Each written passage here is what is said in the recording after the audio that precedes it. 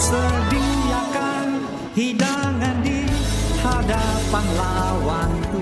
Engkau mengurapi kepalaku dengan minyak baru.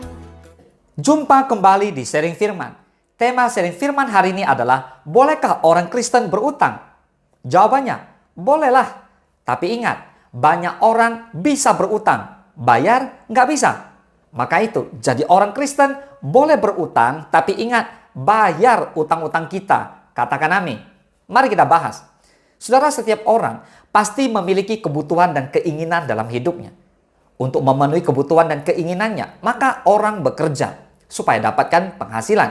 Nah, yang sering menjadi permasalahan adalah ketika kita sudah berusaha dengan keras dan bekerja sekeras mungkin, lalu keuangan masih saja belum cukup untuk memenuhi kebutuhan hidup. Pertanyaannya, bagaimana solusinya? Pada akhirnya, kita mencari cara bagaimana supaya kebutuhan tersebut dapat terpenuhi. Salah satu cara yang seringkali menjadi opsi yang mudah adalah mencari pinjaman atau berhutang kepada orang lain. Alkitab tidak pernah menyarankan kita untuk berhutang.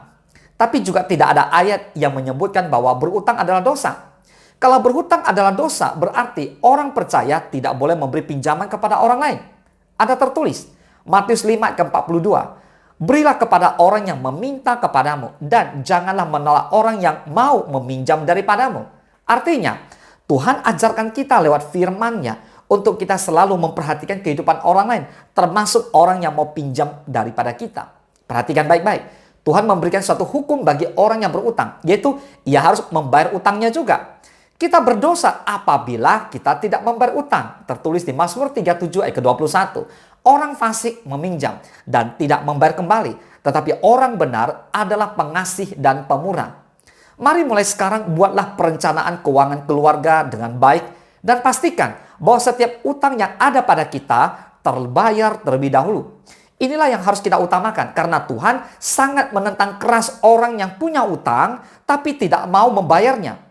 Tidak sedikit orang Kristen yang berlaku demikian. Berhutang sana-sini tapi tidak mau melunasinya sehingga menjadi bahan omongan sana-sini, tetangga omongin dan sebagainya. Pertanyaannya, bagaimana kita bisa menjadi berkat bagi orang-orang yang belum percaya?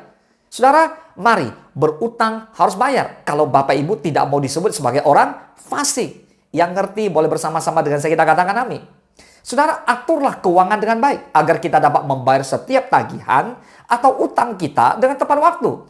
Jangan sampai kita ingkar ya. So, jika tidak mau disebut orang fasik, sekali lagi bayar utangmu segera. Katakan amin. Ulangan 28 ayat ke-12.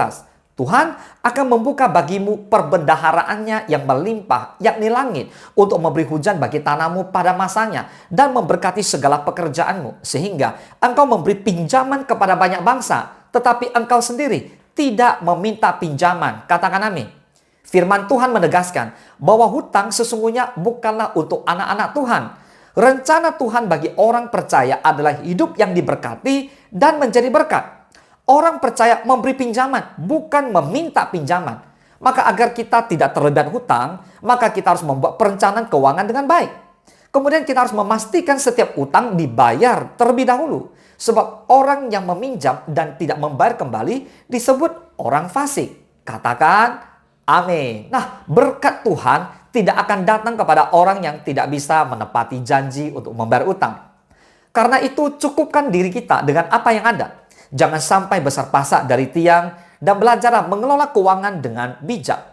Saudara, salah satu akibat ketidakmampuan manusia mengelola keuangan dengan baik adalah memiliki banyak utang. Dan ingat, jangan berutang. Dan sekali lagi, jangan pernah menjadikan berutang menjadi hal yang biasa atau menjadi sebuah kebiasaan. Milikilah manajemen keuangan saudara dengan sebaik-baiknya. Jangan besar pasak daripada tiang. Sebisa mungkin hindari utang dan berdoalah agar saudara mengalami janji Tuhan bebas dari utang. Bahkan saudara memberi pinjaman, bukan meminta pinjaman. Kunci utama untuk memiliki hidup yang diberkati adalah taat melakukan kehendak Tuhan. Dan jangan lupa mengembalikan perpuluhan yang adalah milik Tuhan Yesus Kristus yang sudah memberkati kehidupan kita semua. Yang mau bersama-sama kita katakan, amin. Tuhan Yesus memberkati. Engkau sedia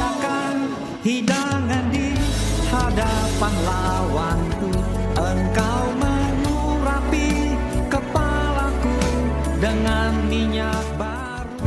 Ku sembah Kau Tuhan, ku sembah Kau Yesus, ku tinggi